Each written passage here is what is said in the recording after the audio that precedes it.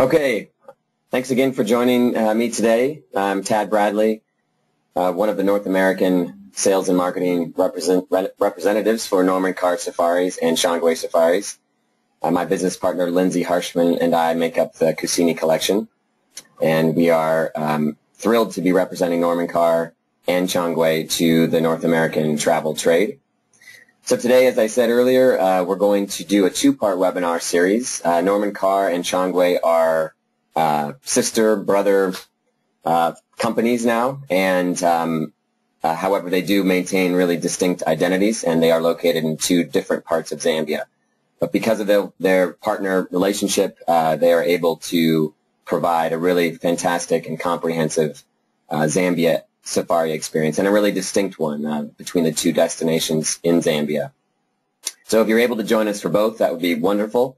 Unchanged Safaris webinar will begin at noon Pacific, which is 2 p.m. Central or 3 p.m. Eastern. If you only are able to stay for Norman Carr, that is fine. We archive all of our webinars on our website, kusinicollection.com/multimedia. Just go to kusinicollection.com and look for the menu item on the top, and you'll find all of our webinars. I'll also send out an email to all attendees with links to the archived webinars and with further information on both Norman Carr and Unchanged. So we're starting here in South Luangwa National Park in the northern part of Zambia, known as the Valley of the Leopard, as you can see by those two beauties on the screen staring you down at the moment.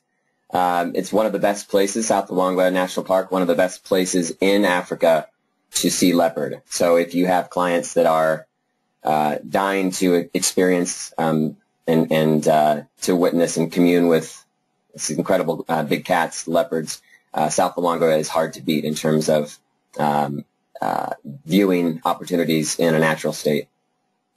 So I'm going to give a bit of a overview geographically. Most of you, if not all of you on the webinar, are in the travel business, so hopefully you know where Zambia is, but just to orient us, this is a map of Southern Africa. You can see Johannesburg in South Africa, really the hub for much of the Southern Africa safari industry, as far as getting in and out, gateway to safaris in Southern Africa.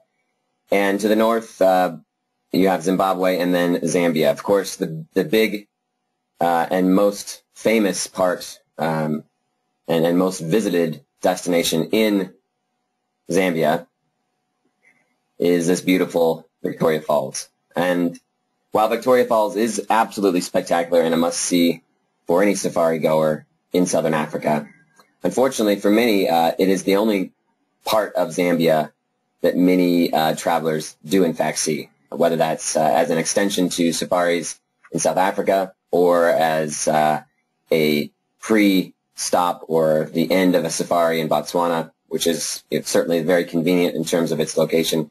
Many don't venture beyond Victoria Falls into the rest of Zambia, and it's a shame, but it's beginning to change, and there's definitely an incredible amount of really authentic and very real safari opportunities elsewhere in Zambia. And of course, today we're going to start talking about Norman Carr Safaris and South Luangwa National Park. You can see the circle there, the bottom left, that's Victoria Falls, Livingston, the gateway to Victoria Falls.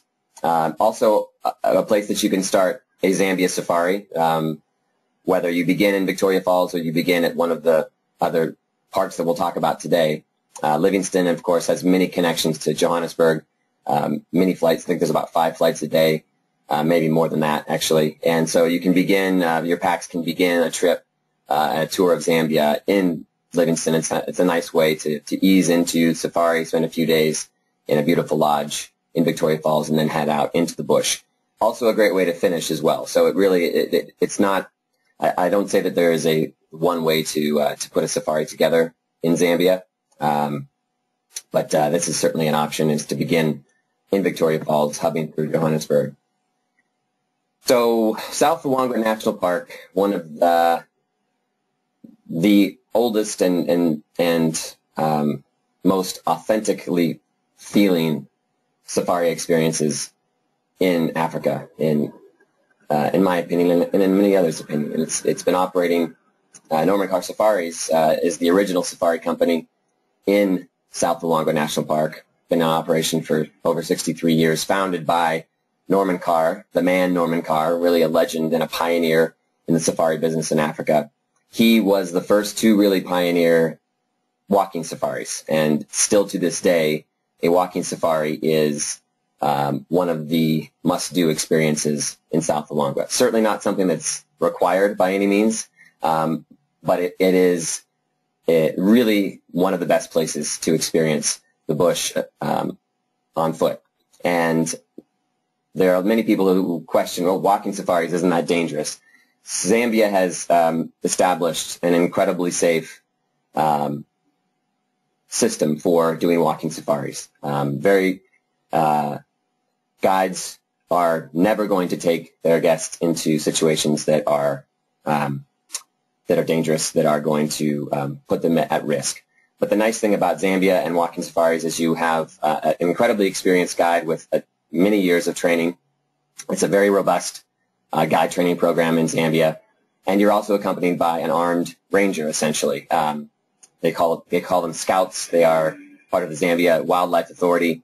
For most of the year, the scouts are actually out in the national parks, and this is throughout Zambia, but it's most developed in South Luangwa because of the walking safaris.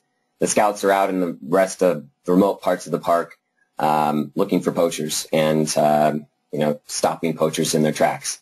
So they are incredibly experienced with game, with dangerous game, and they are bush babies. I mean, they live in the bush 12 months out of the year.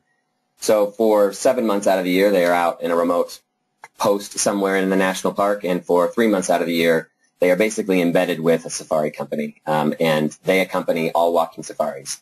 So you have two really experienced wildlife experts to lead walking, and there is really nothing like setting foot in the African bush on an early morning, listening to the bush come alive and the smells of the morning dew and the sun. It's just an incredible, really must-do experience for anyone who really wants to have an immersive wildlife and outdoor experience.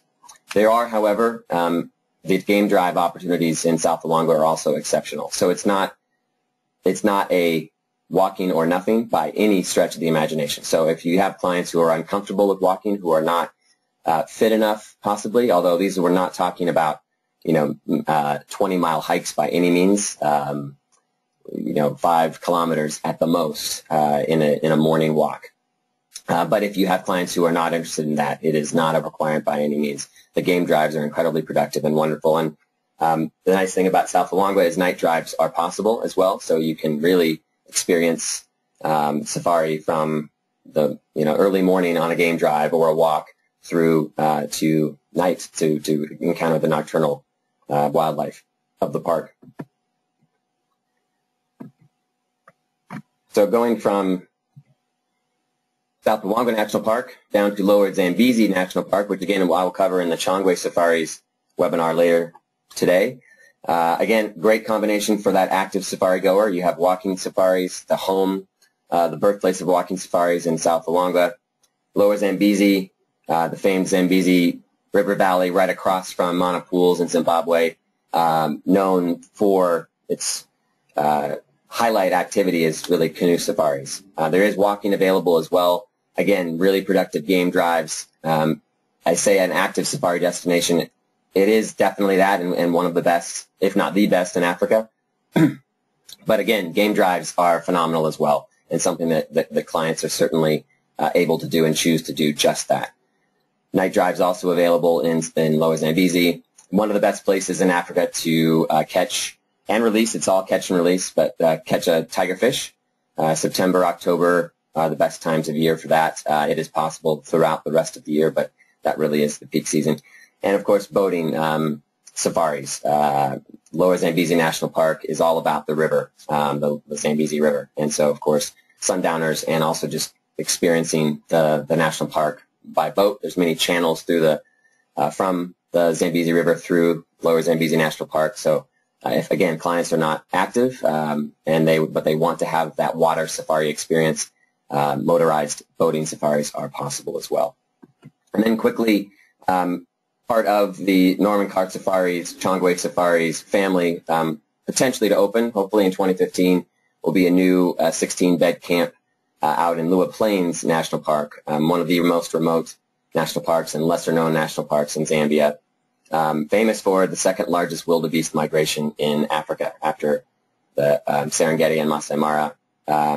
Still working out details of this camp, and there'll certainly be further news to come when this hopefully gets finalized and the camp begins to come and take shape. So getting to Zambia, one of the things that you need to be aware of with safaris in Zambia, especially only if clients are flying through South Africa, is that South Africa requires a yellow fever certificate for anyone who has transited or spent time in Zambia. So if your clients are flying through Johannesburg, actually forward to that, they're flying through South African, through Johannesburg, they are going to need to have that yellow fever certificate to travel to Zambia and then to return back through Johannesburg. It's not asked for every time by any means, but it is something that you have to be aware of. There are doctor's waivers available if your clients are over 60, have health conditions that would make for a yellow fever inoculation to be problematic. That's something that you can investigate and get a waiver for the certificate. But generally speaking, if you're flying through Johannesburg to Zambia, you are going to need that yellow fever certificate. Just one thing to be aware of. However, if what we're recommending, if you're doing just a Zambia safari, which again is certainly an incredible safari destination in its own right, without combining it with South Africa, Botswana, anywhere else, Zambia stands alone for sure. And one of the best ways to experience Zambia and not have to worry about yellow fever is to fly Emirates. Emirates is expanding their service, direct service from North America. In fact, Chicago, as you can see on the graphic there, is I believe their 10th or 9th gateway from North America to Lusaka. Direct flight, 7 hours, 25 minutes to Dubai, and there are daily non-stops from Dubai to Lusaka. And this allows you to, again, circumvent flying through Johannesburg. Emirates is a fantastic airline, of course, great service. The other nice thing about this flight is that it arrives into Lusaka. The Dubai to Lusaka flight arrives in about 2:30 in the afternoon, which gives your clients plenty of time to connect to a flight to either South Luangwa National Park or to Lower Zambezi National Park and basically get there in time for sundowners. So they don't have to overnight in Lusaka. Lusaka is not a dangerous place, but it's just not a place that there's a whole lot to see. It really is, it's just a forced overnight if your flights don't line up to allow you to connect to that last flight. Generally speaking, I think the last flight is at, I'm trying to look at my, late in the afternoon about, 4 o'clock, 4:20 is the last flight up to South Luangwa National Park. So again, this really aligns well. The nice thing then as well is on the departing flights, it departs Lusaka back to Dubai at about 9:30 p.m. So your clients have a full day on safari. They don't have to overnight in Lusaka on either end of this flight routing. So we highly recommend Emirates for a number of reasons. It's just very convenient. The routing is excellent, allows for maximizing their safari time as well as not having to worry about the yellow fever certificate. I did say as well, South African, of course, does fly and is a great airline flying through Johannesburg. And there are a number of flights from Johannesburg up to Lusaka. The other option is to fly to Lilongwe in Malawi, which is right next door to South Luangwa as well, although not quite as convenient, but certainly doable. There is also a KLM flight twice a week, I believe Tuesdays and Saturdays maybe, through Amsterdam that goes direct to Lusaka. So that's also an alternative if you have Delta, if your packs have Delta miles, but then you have to coordinate with that connecting flight, and it's only 2 days a week.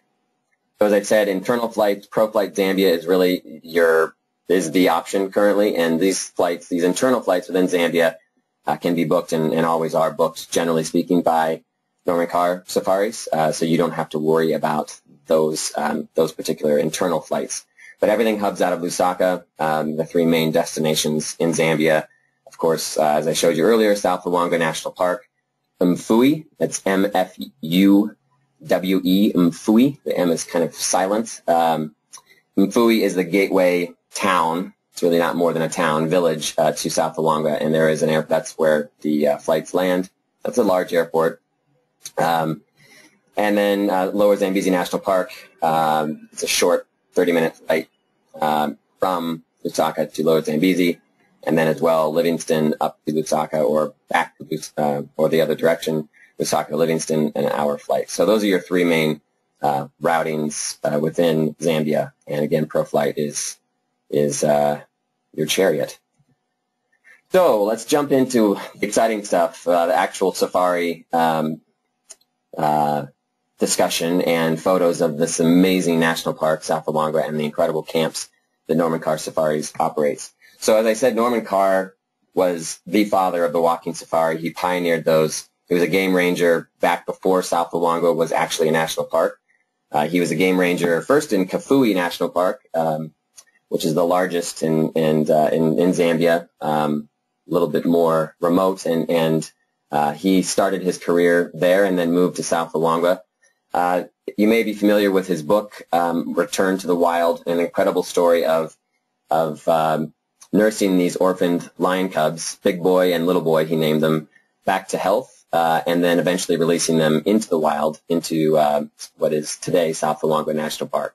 An incredible story. It's hard to find that book. I found a copy on Amazon, and I think it was shipped from South Africa, and it was printed in the 60s. So it's not currently in print, but if you can find it, it's definitely worth the read for the historical value and just what life was like on safari or living in Africa and being one of those safari pioneers back in the 40s and the 50s.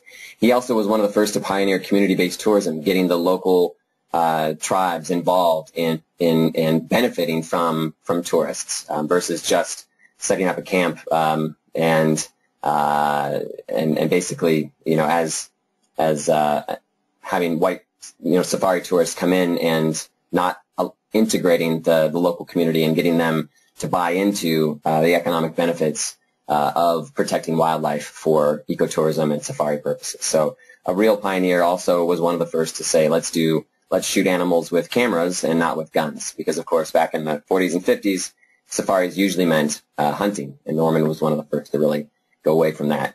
You can see a walking safari even back then. That was probably one of the first crossing the Luangwa River there in the lead. And as you can see, the same system exists today. Norman on the right and a scout on the left. I'm not sure that he was necessarily a ZAWA, Zambian Wildlife Authority scout. I don't think they were established in the 50s, but that same sort of system exists now with two experienced wildlife experts, and one of them being armed for walking safaris.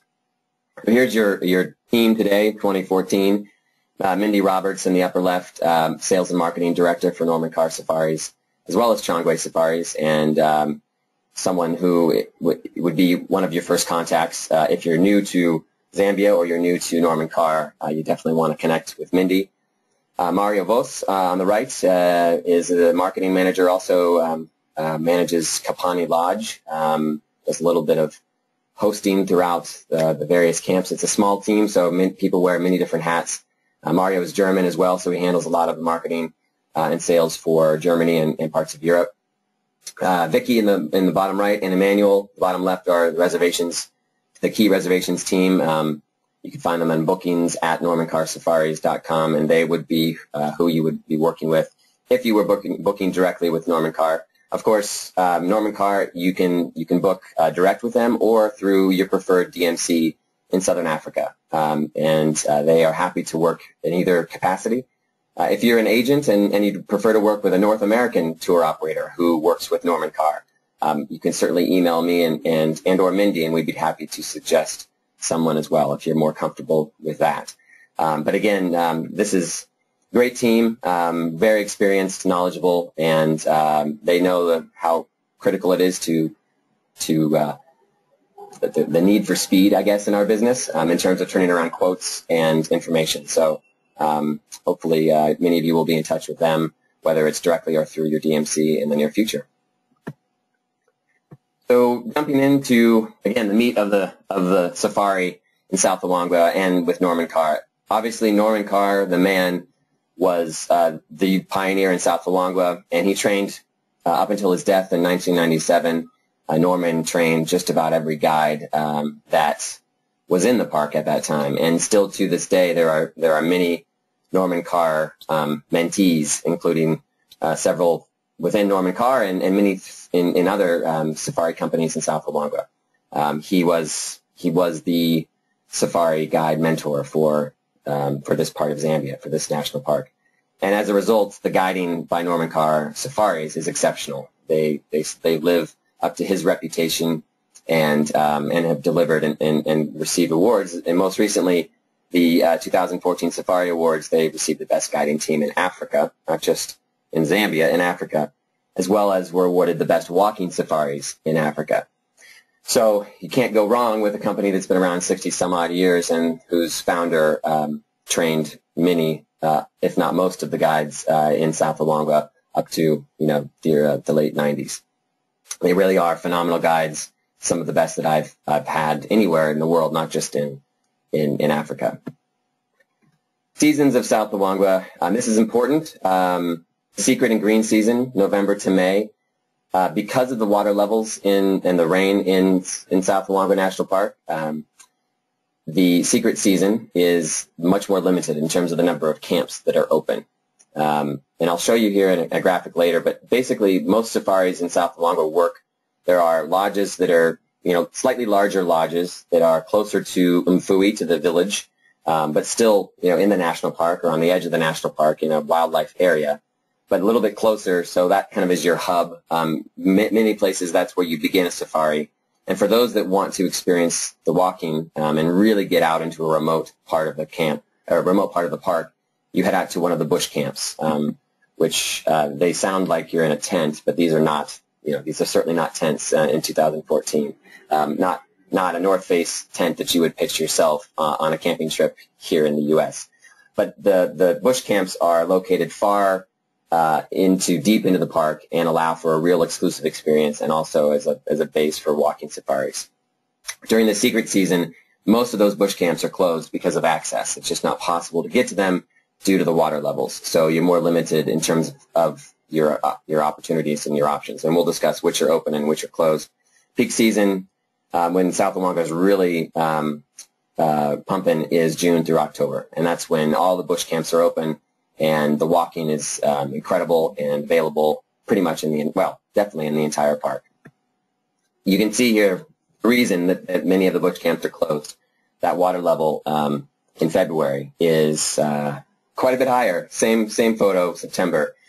This is not a washout situation where days upon days of rain occur. It is much more of a hard afternoon shower happens, not necessarily every day, but in some cases during January and February it can happen every afternoon. But it's a brief, at most hour-long shower. But as a result, during green season, the bush is verdant, beautiful, incredible colors of flowers. The animals are clean and happy, and there's plenty of water. And the photography. For photographers, the green season, the secret season, as Norman Carr Safaris calls it, because so many people don't know that it is possible to go to South Luangwa in the off-season. It really is an incredible secret, one that we would like to tell more people. It is a great value. Oftentimes it's 25 to 30% less expensive, if not more, depending on the specials available during the green season. As I said, the bush is green, it's lush. Baby animals, impalas are dropping little hippos. I don't know if there's a cuter picture of a baby animal than that little hippo in the bottom left. Boating safaris are available. The Luangwa is much higher, and you're able to access some of the channels that dry up completely in the dry season, and you can go on safari by boat, similar to the Lower Zambezi, but this is much more seasonal, only during the secret season. As I said, for photographers, this is the time to visit. incredible, beautiful, clean air, no dust in the air because of the rain showers, magnificent skyscapes, sunsets. It's the best time for birding, a lot of migratory species coming through. It has been one of the best times to see wild dog in the park as well. So for those of you who have clients who are desperate to see wild dog or have never seen them, frankly, like me, I've still yet, it's my nemesis animal in Africa, the wild dog. So my plan is to go to South Luangwa in the green season, because it is this year incredible sightings, numerous sightings of wild dog packs. There is less walking, but it's still possible to do that. But it's definitely not the peak walking season because many of the walking paths are not accessible. There are definitely fewer visitors. It's a secret after all. But that said, the trade-off is there are fewer camps open. But there, I'll show you later in the presentation a great green season safari that does combine one of the lodges, in this case, a Norman Carr, Kapani Lodge or Chinzambo, their brand new luxury camp, with a bush camp that is open during the green season. Norman Carr has one of the very few that has a green season bush camp open.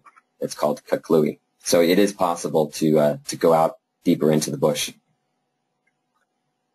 Peak season, of course, as you can see, much drier, less water. Game congregates around the water holes, so the game drives are incredibly productive, being able to find game, searching for the limited pools that have been drying up as the river has receded. The lagoons have shrunk and evaporated, so the game tends to be congregating in much larger numbers. It starts cool in the morning, generally speaking, throughout the dry season, but certainly from May, June, July, and August, it can be very cold in the morning. So, again, trying to explain to clients, first-time Africa safari goers, that they need to bring fleece and mittens and hats on safari to Africa is kind of a mind-blowing statement, but it is a good idea because it is very cool in the morning until the sun rises. Later in the dry season, in late August, September, October, it's very hot. Even in the mornings, it's certainly cooler, but it's still you don't have that chill in the air like you do earlier in the dry season, in the peak season. So keeping that in mind, later in the season, in October, you're looking at 90 degrees plus. It is, as they love to say in the desert Southwest, it's a dry heat, so it is not overly stifling. I was there just this past late October, and it certainly didn't compromise my experience. It was warm. It was definitely hot, but it was not melting, want to curl up under a tree and not move type of heat. The nice thing is that most activities occur during either the morning. You do a walking safari in the morning or a game drive in the morning, followed by brunch at about 11 o'clock. And then a siesta, essentially, at which you can hang out under the shade of a tree if that's your druthers, or have a drink, or read a book, or go to a water hole where there's a hide and spend the afternoon photographing game.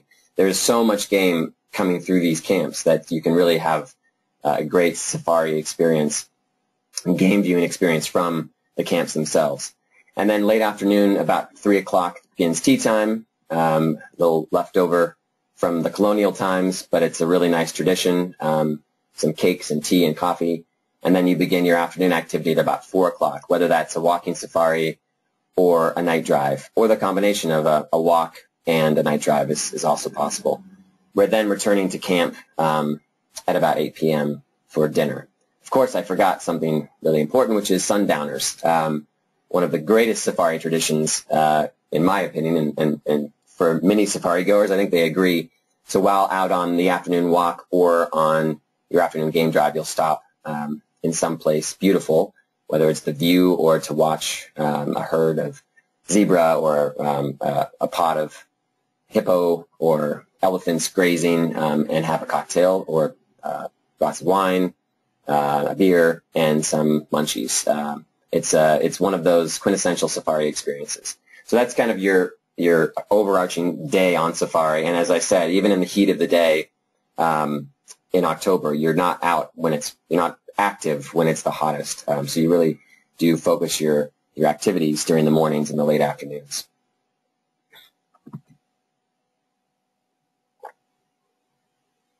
Okay, so just doing a time check here. All right, I'm going to try to move through the camps a little bit quicker. I didn't mention if you have questions on your control panel on the right. I see that there are some that have come up. I will answer those at the end of the presentation, and I will also be happy to email answers that I don't, or answers to questions that I don't get to, or if you have further questions and you want to email me, you can certainly do that as well. So 6 properties that Norman Carr Safaris currently operates: Louis Bush Camp, Nsolo Bush Camp, Kaklui Bush Camp, Unchanged Bush Camp are the more focused on the walking safari, although drives are also possible. You can see in the map they are out deeper into the national park. Louis in particular and Nsolo are incredibly remote. I'll have a better map later that will show you how remote in fact they are. Entirely exclusive experience. If you see any other vehicles, they are from your camp, period. Or they're coming from Kapani Lodge to restock one of the camps, if by chance. These are small chalet, 4 and 5 chalets or tents, so maximum 8 packs, 10 packs. So again, a very exclusive experience. And then you have the 2 properties that are closer to the center of the park, and closer to Mfui and the international airport. Kapani Lodge is the original home of Norman Carr Safaris. Norman cited that as his home back in the 80s, I believe, and that in fact was his home until he died in 97. 9 suites at Kapani Lodge, and then of course Chinzambo, the brand new. I'm sure most, if not all of you, have heard the incredible press around Chinzambo this past year. The ultra luxury, amazing property that Norman Carr just opened a year ago, right about now, June. It has 6 villas. So all of them are very exclusive.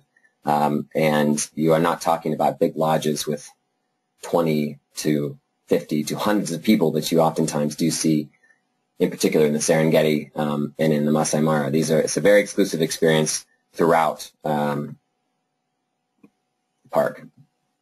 Okay, so beginning with Gold Star property that has so much buzz right now, Chinzambo. Chinzambo opened about a year ago. It was designed by Silvio Rec and Leslie Karstens, who are of North Island and Little Bambura fame. It has 6 villas. One of them is a family suite, which has 2 bedrooms and both en suite with bath. All of them have private decks and private plunge pools. You'll see some photos. This is one of the 3 properties, well, really the 2 properties that are open 12 months out of the year that Norman Carr operates. Kapani Lodge and Chinzambo are open 12 months out of the year. It is an incredible secret season or green season steal. To give you an idea of rates, Chinzambo for 2014 during the secret season runs about $900 per person per night, and that includes, unfortunately now, but the reality, the 16% Zambian VAT.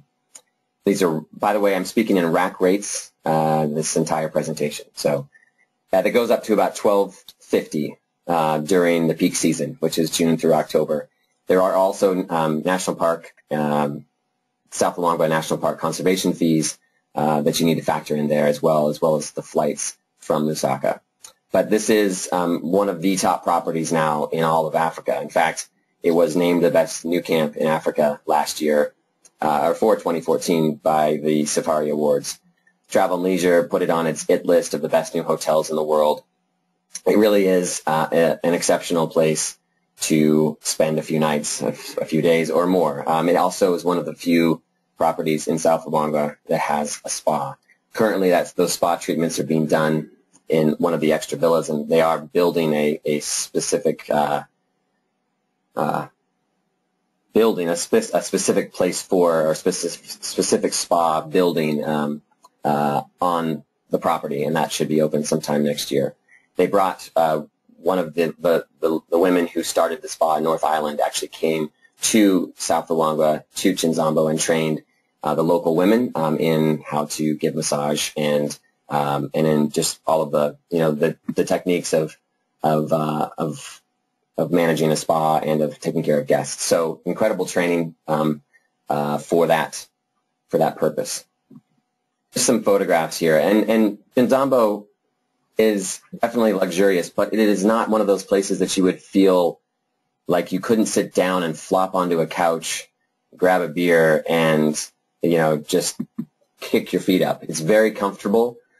This is one of my favorite parts in the main lodge. This is basically like a museum or a shrine to Norman Carr and to safari in South Luangwa, for the past 50 years. Incredible photographs of the life of Norman Carr, as well as the history of South Luangwa National Park. Another shot of the interior of Norman's bar and the main lodge.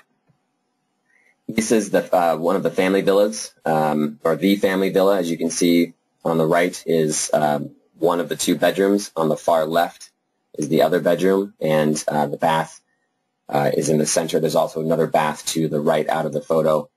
All of the villas have this massive private deck in front overlooking the Luangwa River, as well as their own private plunge pools. This is one of the standard suites, or standard villas. Again, you have on the left the sleeping area, and on the right the bath, and then your deck and plunge pool. Here's the view from the bedroom area overlooking the Luangwa River and South Luangwa National Park. This is the bath area. There's not this I get asked this quite a bit. There's not a quote-unquote outdoor shower. You can see the shower in about the center of the photo there, but from that position inside the shower, this is your view. So you may not be outdoors per se, but you are effectively in the outdoors. You can see and are immersed in the bush, and you're hearing the sounds of the wildlife and of the river, and of course there's a wonderful bathtub. This is certainly a great honeymoon option for couples or celebrating anniversaries. Any sort of romantic trip, this fits the bill. So, jumping from Nzambo into the bush camps, I want to give you a better idea of how incredibly remote some of these bush camps are, and again how exclusive they are. As you can see in the very top, kind of the upper half of this map, you see Louis Bush Camp, located on the Louis River, and Solo Bush Camp down to the right of it, the lower right. These are probably two of the most remote camps in South Luangwa, and these are where Louis in particular is a specialist walking camp. Walking out in this part of the national park is absolutely exceptional because of, first of all, it's a level. There is not a lot of elevation, so you're not exerting yourself tremendously, and it's just because you are so remote, it's just you and your guides, your other guests, and the wildlife. So it has this incredible exclusivity and this wild feel to it that you just can't get too many places anymore in Africa. 4 chalets open May 20th through the 31st of October, so it's very much a seasonal camp. It's a very remote walking specialist camp, although you can do drives from here, but if you have packs that are really not interested in walking, this would probably not be the camp for them to book. There's a great hippo hide, which you'll see at the lagoon right near the camp. There's a great pride of lions nearby that the guides all know by sight. There has been good wild dog sightings in the recent past, and this is completely solar powered. It's rebuilt from native materials every season. Located on this floodplain from the Louis River, which is generally speaking during the dry season almost completely dry. Dinners are eaten out under the stars every night. There really is no permanent lodge type structure. So again, why these are not open during the rainy season. So you have these wonderful, incredible bush dinners out in the dry. This is the Louis River, the dry river. Maybe you're out on a night drive, and this is where you end up after that drive. It can oftentimes be a surprise, especially for first-time safari goers, coming around the bend and seeing this really, beautiful, romantic dinner setup in the middle of the river under an incredible African starscape is pretty amazing experience. I mean, whether you've done this once, never, or this is your first time, or you've done it 100 times, it still is. It's just incredible. This is the interior of one of the chalets, as you can see, using reed and grass for thatch for the roofs and for the walls. There is a concrete slab that is permanent, of course, and then these are all the rest of the chalets are built up every season. So it's simple but very comfortable. Everything that you need and nothing you don't. But the beds are plush, wonderful cotton sheets. I mean, it just is. It's a very high-end experience, although you don't have all of the trappings of luxury. Outdoor in-suite bath for all 4 chalets under the shade of the ebony trees. This is that hippo hide I talked about. This is the lagoon. It's about a 5-minute walk away from the camp, and so this is where many people, especially photographers, will spend the siesta during the afternoon. You can watch the hippo, the big pod of hippos wallowing away. You can see there great other wildlife, of course, coming through because there's water there. The hippo or the elephant herds come through. Walking, you can see, I love this photograph because clearly either there's a great zoom lens from someone on the other end of this camera, or they have a remote camera of some sort. You can see the scout in the green in between the front legs of this young male lion, and some of the guests behind. They're probably 150, 200 yards away, despite the perspective. But you do encounter occasionally big cats on a walking safari, though. Walking is, generally speaking, not to be sold as a big game experience. It's more of the little things, experiencing things that you would miss when you're driving by in a vehicle. Oftentimes people say walking safaris are about poop. Learning about the droppings of all these different types of animals is incredibly fascinating. It's something that, again, if you're driving over elephant dung or an impala latrine, you would never know all of the incredible information that you can gain if you are, if you know your stuff about wildlife from their droppings. So kids love that. So for family safaris, we call them poop walks, really, because it just instantly gets them excited and laughing because they get to go learn about animal poop. So Nsolo is about an 8K walk from Lui. Lui, Nsolo, and Kaklui are the walking circuit that if you have packs that want to walk from camp to camp, that is the way that they can do it. Basically, a walking circuit begins in the morning early. You start with breakfast and coffee at 6 a.m. or so and head out on a walk. And basically, you'd be walking from Lui through the bush and end up at Nsolo in time for just before brunch, usually. So in time to have a shower, to freshen up, and then have brunch at 11 o'clock. So you'd spend a few nights at Lui doing walking and drives, and then on your final morning, you would walk to Nsolo, and then spend a few nights there, and again, continue the following the following walk to Kaklui. That would be a great walking circuit. Nsolo, similar to Lui, 4 chalets. They're raised, same dates, seasonal camp. There's a permanent water hole, which for the Lui River is very rare. So there's a water hole right in front of camp, very productive. Lots of game coming through, especially late in the season. Great walking here as well, as I said. Also good driving safaris. One of the options that you can do from Nsolo, and if you're doing a walking circuit, is a sleep out under the stars in the dry Lui riverbed, which I'll show you. Also solar-powered camp, and this is broken down in the green season as well. Similar style, although again raised on a peak deck, in-suite bath under the shade of sausage trees. Each deck is private, and many of them, I think out of the 4, I think 3 of them are wrapped around one of the ancient trees that provide shade for the camp. Really unique, melded into the natural environment. This is breakfast. This is early in the morning, the spread of breakfast. campfire, coffee, eggs over the campfire, cereals, pastries. It's basically continental breakfast, although you can have eggs, but it's something just to get a little bit of energy before a walk or before a drive. There's also then, of course, a coffee stop about halfway through your walk or your drive for tea and coffee and cakes and little snacks, and then back to camp at 11 o'clock for an incredible brunch.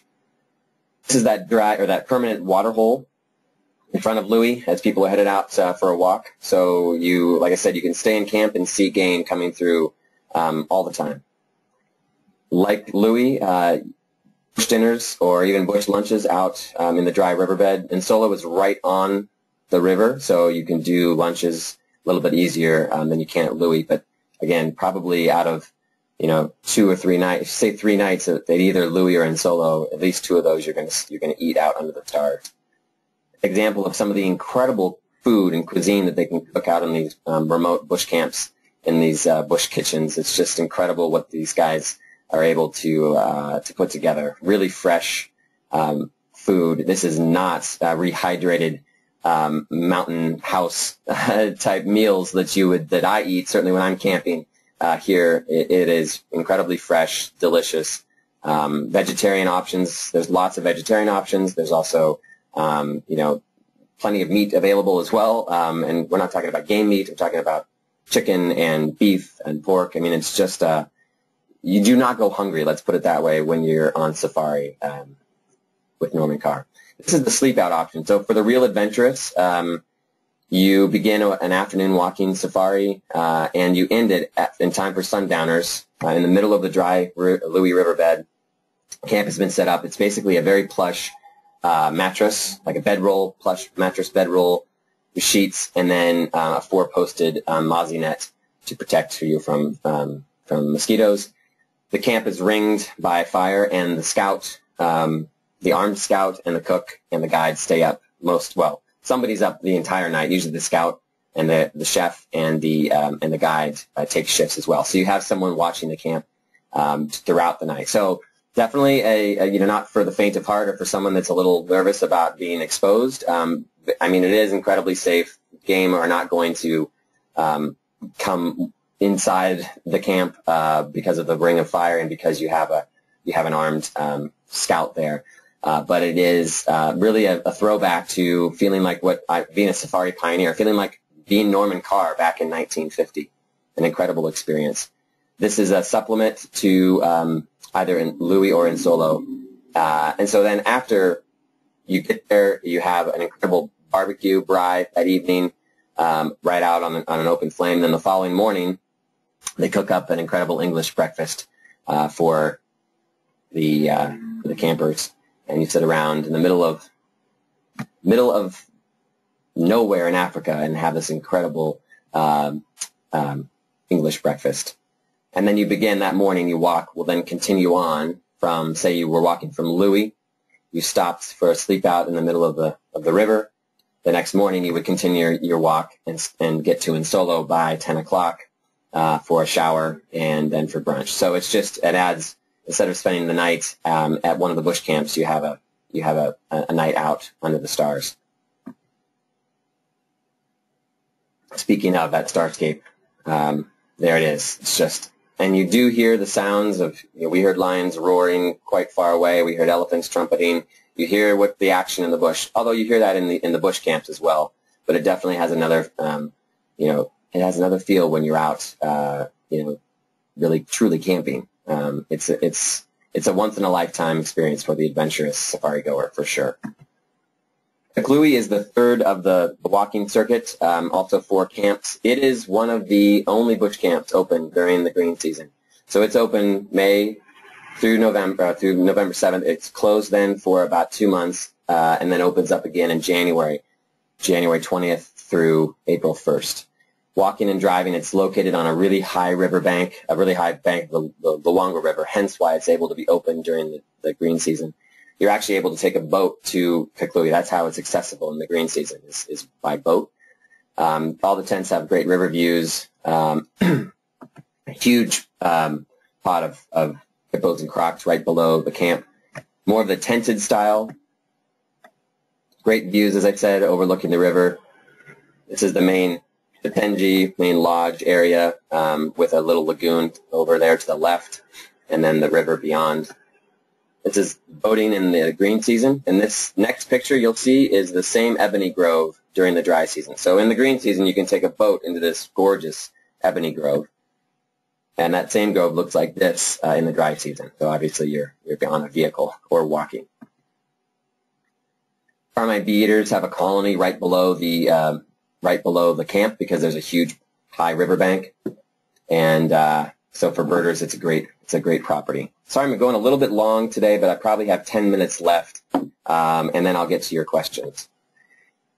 I just put this in because I love this photo of the little baby hippo, but there's big hippo pods right below the camp. In the green season, you'll see, brand new little baby hippos.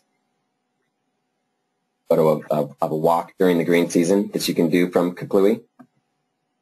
And finally, Machenja is the most luxurious of the four bush camps. There are 5 tents, luxury tents. It's also open seasonally. Walking and driving, there is a small plunge pool. It's the only bush camp from Norman Carr that has a plunge pool in the main lodge.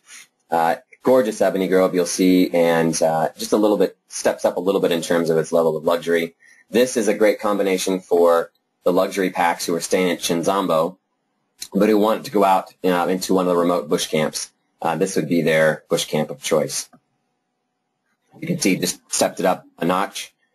Beautiful roll-top bath. Also located on the Luangwa River on a high bank. Private dining on your private deck overlooking the river. There's that plunge pool in the main lodge, looking out under the stars. This ebony grove that Machenja is set in, you do see lions come through. There's a lagoon very close as well that draws lots of game. So really incredible game wildlife viewing right from camp. And finally, Kapani. So Kapani was Norman Carr's home until he died in 1997. It is the hub of Norman Carr Safaris. It's where Mindy and Mario and team actually have their offices. It is slightly larger. There are 8 standard suites and 1 family house. It's open year-round. It is sited purposely by Norman to avoid the highest of the high flood water. So when the Luangwa floods, every 100 years, the 100-year flood, actually all of the other safari companies come to Kapani because it is the one place that stays dry. Again, these floods happen very rarely where these main lodges are overrun with water, but Kapani, it never is. It is purposefully sited by Norman at a high point. It's closer to the main gate of the national park. It's on its own lagoon. It has a swimming pool. It's wonderful for families and for larger groups. There is no single supplement ever. So this is a great property for singles. It's on mains, electricity, and Wi-Fi. That's another thing I didn't cover. None of the bush camps have Wi-Fi. Chinzambo does have Wi-Fi, and Kapani has Wi-Fi. So for your packs that need to check their email, you just need to make sure they realize they got to do that either at their night or 2 at Kapani and Chinzambo before they head out into the remote bush camps. It also allows you to visit some of the community projects that Norman Carr is associated with in the nearby village of Mfui.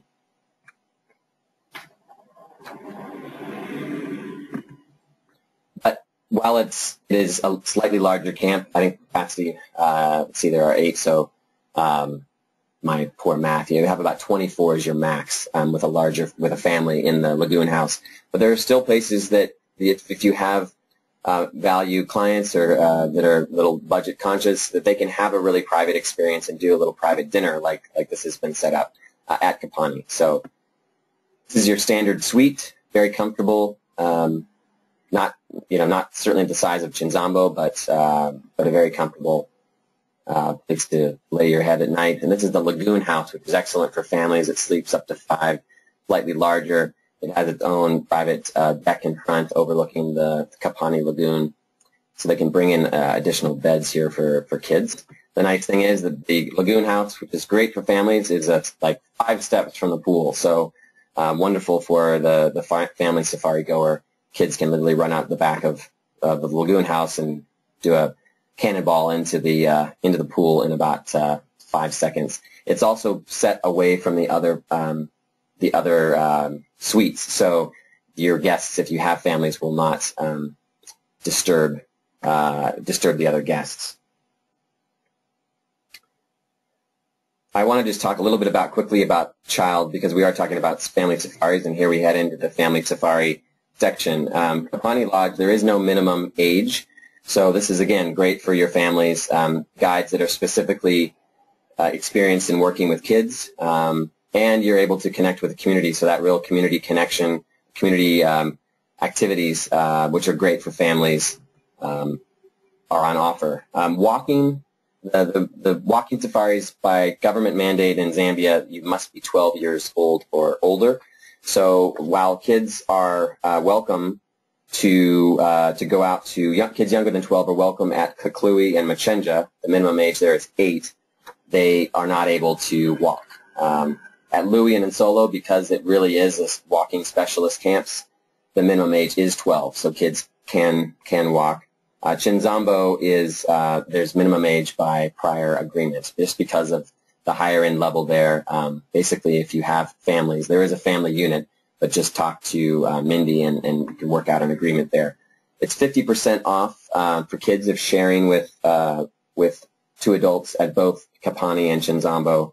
There are no child discounts at the bush camps, just to be aware of that. So I think, Kapani is really a phenomenal place for kids because of that pool, because of the lagoon house.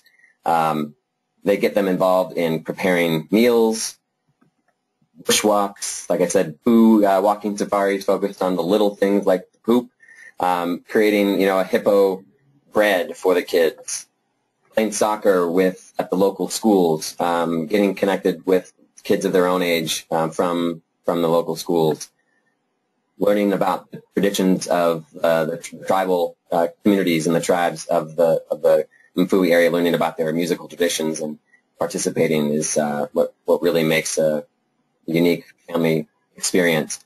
So this kind of leads into Norman Carr and their connection with the community. The Kapani School Project was established in 1986, and it supports students in secondary and tertiary education, providing school fees, uniforms, things of that sort. And they've actually helped to build new school blocks for the Yosefi School in Mfui, including, as well as teachers' accommodations, a brand new library. These are things, again, especially for families, that you can visit. And that picture of the little boy playing soccer was taken at this school. So connecting your safari goers to the local community and to the kids of the local community is a great way to really, certainly from learning education without actually having to open a book. It's an amazing way to do that for kids. The other thing Norman Carr does is they take students that are part of the Kapani School Project and others from other schools in the region, and during the off season, during the secret season, they'll take them out on safari. So many of the locals don't ever really get to see wildlife except when they're raiding their crops or they're being problematic in the village. So it's a great way for them to understand and to see animals in their natural environment and to really understand that connection between tourism and the economics of tourism and protecting the wildlife. This is a really cool project that Norman Carr has been involved in for many years, the SEKA Educational Theater. It was established in the 90s by Norman Carr's granddaughter, Miranda, and it communicates with the local community through song, dance, and theater about themes about wildlife preservation, as you can see here, conservation, and most probably importantly, HIV/AIDS awareness. So it's a great way to convey important subjects to both kids as well as adults in the local community. So Norman Carr helps to sponsor this and hosts this, and then again, guests can also participate as well. There are several other projects from a conservation standpoint as well. The South Luangwa Conservation Society, of course, there is part of your fees for safari go into that, helping to protect the park, and other carbon offsetting tree planting projects as well. We're at 1 hour, and I'm going to fly through these safari options. you can, FIT bookings, customized safaris is what Norman Carr specializes in. One option, though, that's more of a set itinerary is this week on the wild side. It's an incredible value, 8 days, 7 nights, minimum of 3 camps. The unique twist on this is for the price of that, I'll go back here, the incredible price that they offer this for, your camps are not confirmed until 2 weeks prior to departure. So for guests that are willing to be flexible, you're going to stay out of the 4 camps that are available, you're going to stay in 3 of them. So if they are not, they absolutely have to stay at Louis or in Solo, but they're more flexible, this is a great way to get packs out to South Luangwa at an incredible price, $39.90 rack, including VAT during the shoulder season, May and November, and $4,300 peak. This is only available not available during the green season because, of course, the bush camps aren't open.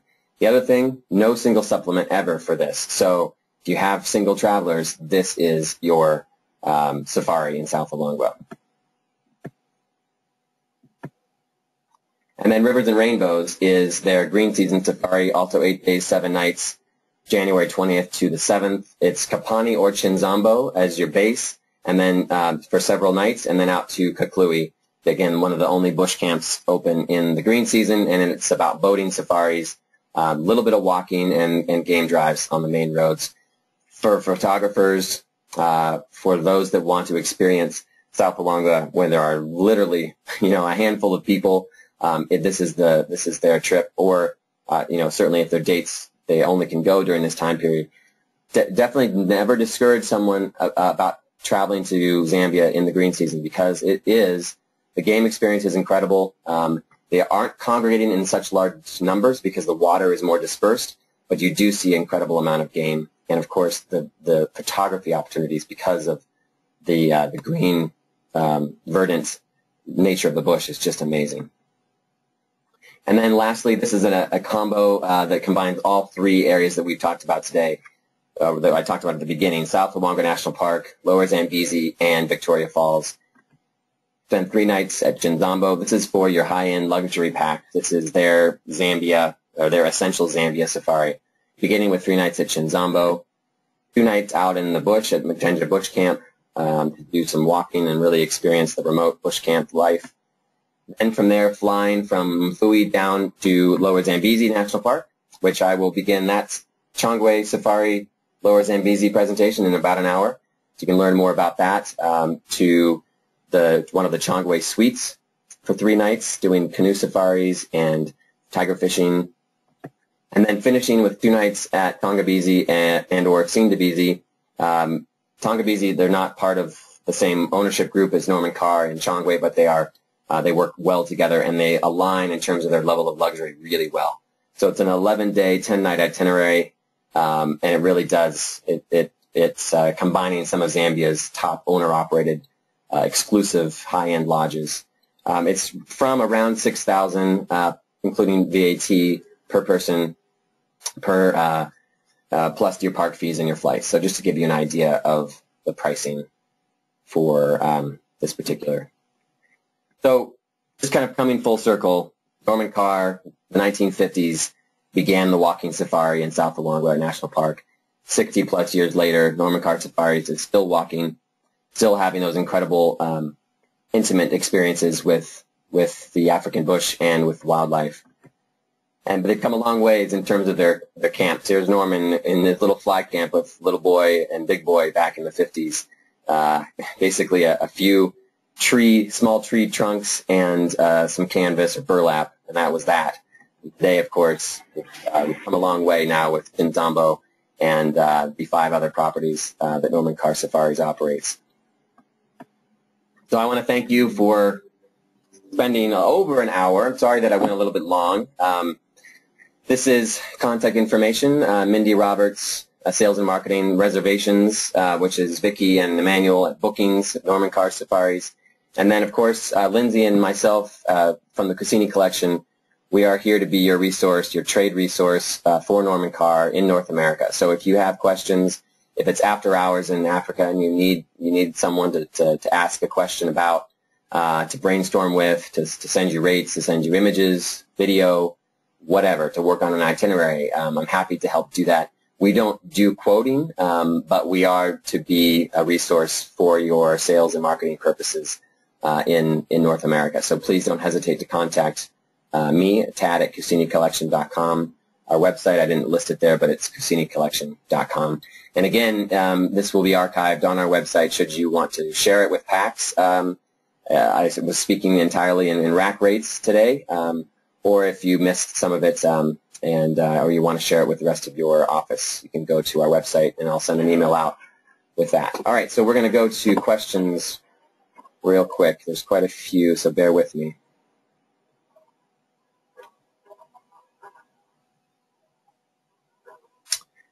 Does airlines,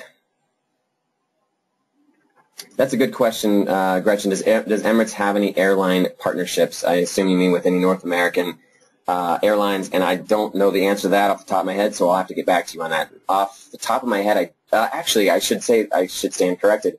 In fact, my parents are flying back from Johannesburg on Emirates, and they booked that flight through Miles through Alaska Airlines, which is also affiliated with American Airlines. So I think they're part of that group, One World maybe. So I'll double check that and let you know for sure. But yeah, they actually are far better in terms of using miles than say British because of the taxes and fees to fly through Heathrow are just, we all know, just insane.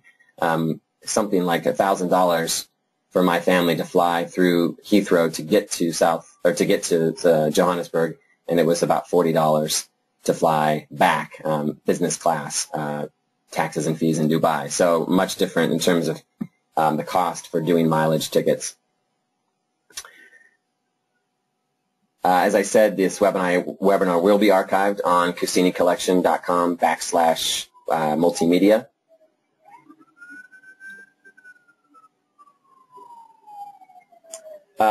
Good question about the Week on the Wild Side. Do they end up with lots of one-night stays? No. In fact, let's see, it's 7 nights. So you will begin at Kapani for 2 nights, I believe, at the beginning. Then you head out to another one of the other bush camps for 2 nights, and then another 2 or 3 nights at one of those bush camps, and then a final 2 nights at another bush camp. So you actually, at minimum, you're going to spend 2 nights in each camp. So you're not stringing yourself out too thin. It's probably a good idea for Week on the Wild Side, depending on your flight routing, to add another night at the beginning or the end. Again, it depends on when your packs arrive, just so that they aren't, they aren't rushing too much. But it certainly can be done in that 7-night window. FAM and agent rates. I will send out a link to Norman Carr and Changwe Safari's agent information, which includes all kinds of images, informational sheets about all the camps. Generally speaking, if you're working direct, you can take at least 20% off the rack, and that would be negotiated directly with Mindy and Norman Carr, but you can assume that. But I will send that out. As far as FAMs, right now we don't currently have any FAMs scheduled, although we do on a case-by-case basis offer FAMs for agents who are traveling to the region. So do just contact me or Mindy if you are interested in visiting.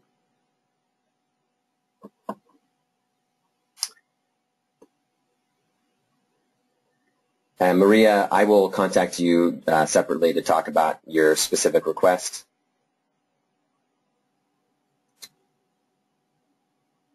So, Elaine, the seasonal dates for Essential Safari, if you're staying at Machenja, you're limited to the peak season, which is the 20th of May through, I think, the 7th of November. Machenja is open till that.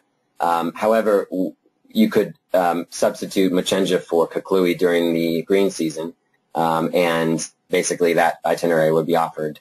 Actually, I'm misspeaking, because Changwe Safaris, Changwe Camp is only open from April, the beginning of April through November. So Essential Safari is really limited to the April through November peak season. But there are other options for that green season, like Rivers and Rainbows, and then you can add there is another property that that Changwe operates that is open during the green season in Lower Zambezi. So, Lane, I'll give you an email or a call, and we can talk through those options. Justin, you're the man. Emirates partners with JetBlue. So there you go. There's another partnership opportunity. If you have clients with JetBlue miles, then they can use those on Emirates. Justin, thanks for the solid. And Valerie, American Express miles you can use on Emirates as well. So there are some two great suggestions. Thank you to to Valerie and Justin, and to this will be available at CusiniCollection.com/multimedia. But again, do not fret. I will send out a link directly to that section on our website via email by the end of the week. All right. I appreciate all of your questions, and I hope that this was helpful. And I hope that that you're beginning to consider, if you're not already, putting safaris together in Zambia and with Norman Carr Safaris in South Luangwa National Park. So if you can hold on, or go grab lunch, go grab a coffee, and I will begin the Changwe Safaris webinar in about 45 minutes at noon Pacific, or 3 p.m. Eastern, 2 p.m. Central. Thanks again for all of your questions and for sticking with a longer presentation. I'll be back with you in about 45 minutes.